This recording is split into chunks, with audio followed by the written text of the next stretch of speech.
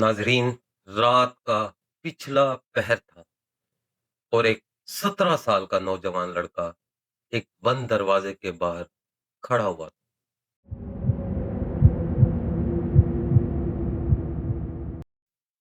और उस बंद दरवाजे के अंदर एक मायूसी का आलम था। उस शहर के बड़े बड़े हकीम सर जोड़कर बैठे थे, लेकिन उनको बादशाह की बीमारी का पता नहीं चल रहा। और आखिरकार उस लड़के को अंदर बुलाया जाता है और इसके बाद वो लड़का इस दुनिया की तारीख को ही बदलकर रख देता है।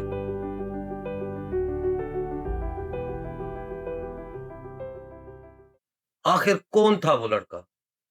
आइए जानते हैं इस वीडियो में।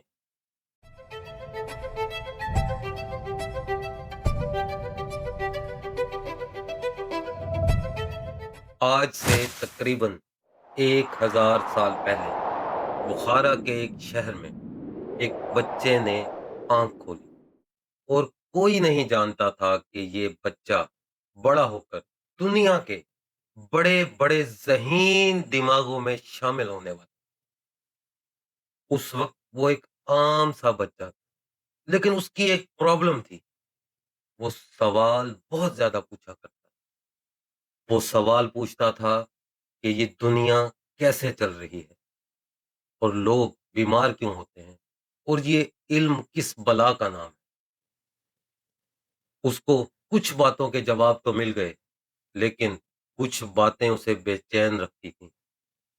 नाजरीन, इस लड़के ने कम उम्री में ही कुरान हिफ्ज कर लिया, लेकिन उसकी एक अजीब आदत थी। वो रात गए चिरागों की रोशनी में किताबों में खोया रहता था। वक्त गुजरता गया और उसका इल्म दिन ब दिन बढ़ता गया।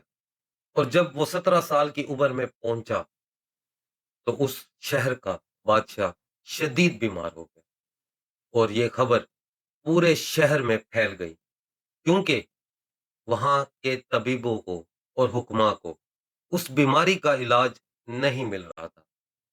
और आखिर वो लड़का अपनी तबाह आजमाई करने पहुंच गया। पहले तो उसका मजाक उड़ाया गया कि छोटा सा बच्चा ये क्या करेगा। उसने सबको परेशान करके रख दिया, क्योंकि उसने बादशाह की बीमारी का इलाज कर दिया और बादशाह चंद ही दिनों में सेहतयाब हो गया। जब बादशाह सेहतयाब होकर अपने तख्त पर बैठा तो उसने उस लड़के को बुलाया और कहा, Ask for whatever you want. जो मांगते हो मांगो। उस लड़के ने बहुत ही अजीब चीज मांगी। उसने कहा कि दारुल हिकमा में मुझे दाखिल होने दिया, क्योंकि उस वक्त हर आम शख्स वहां दाखिल नहीं हो सकता, क्योंकि वो बहुत बड़ी लाइब्रेरी थी और वहां पे बहुत बड़े बड़े दिमाग और जहन मौजूद थे और सिर्फ उन्हीं को वहां जाने की इजाजत थी। बादशाह हैरान हुआ और उसने उस लड़के को उस लाइब्रेरी में जाने का इजाजतनामा दे दिया। और यहीं से फिर इस लड़के की परवाज़ शुरू हुई। इस लड़के का नाम था इब्ने सीना।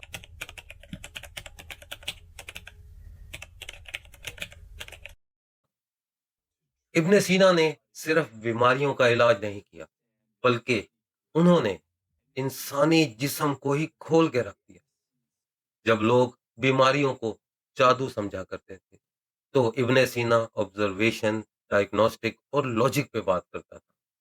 और आहिस्ता-आहिस्ता वो सिर्फ तबीब नहीं रहा, क्योंकि उसके नाम का डंका पूरी दुनिया में बजने लगा था और लोग बड़ी दूर-दूर से आकर उसको समझने और पढ़ने आते थे।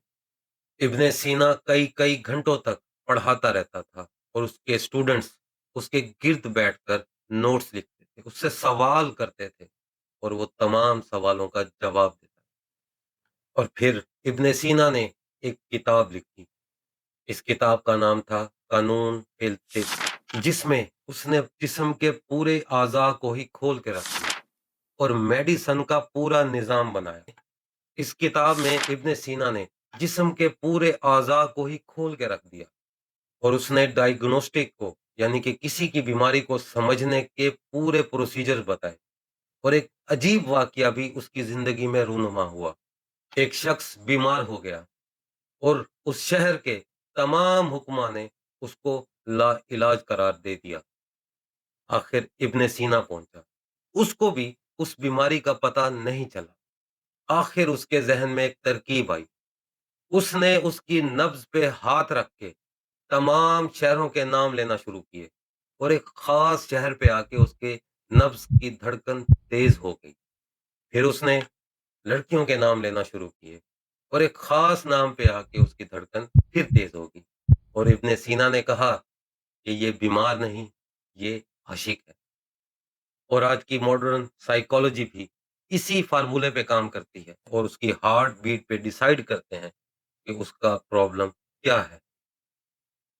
और यही दुनिया के बड़े-बड़े जीनियसेस की निशानी होती है, क्योंकि वो सिर्फ प्रॉब्लम नहीं बताते, बल्कि उनका सॉल्यूशन बताते हैं। आज हम भी किसी पे एतराज़ करने में सबसे आगे होते हैं, लेकिन जब हमसे उसका सॉल्यूशन पूछा जाता है, तो हम खामोश हो जाते हैं, क्योंकि हम सिर्फ और सिर्फ एतराज़ करने के लिए पैदा हुए हैं। और इल्म पूरी इंसानियत के लिए होता है। और इब्ने सीना ने भी यही फार्मूला अपनाया। उसने इल्म को यूरोप तक और हर दुनिया के खित्ते तक पहुंचाया। लेकिन जिसका क्रेडिट होता है, उस तक पहुंचाना बहुत जरूरी है। और आज की मेडिकल की बुनियाद का क्रेडिट सिर्फ और सिर्फ एक शख्स को जाता है, वो है इब्ने सीना।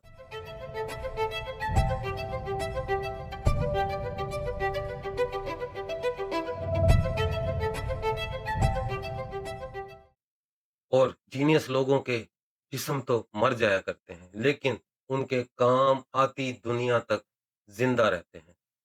और जीनियस लोग कभी भी लोगों पे एतराज नहीं किया करते, बल्कि उसका सलूशन दिया करते हैं।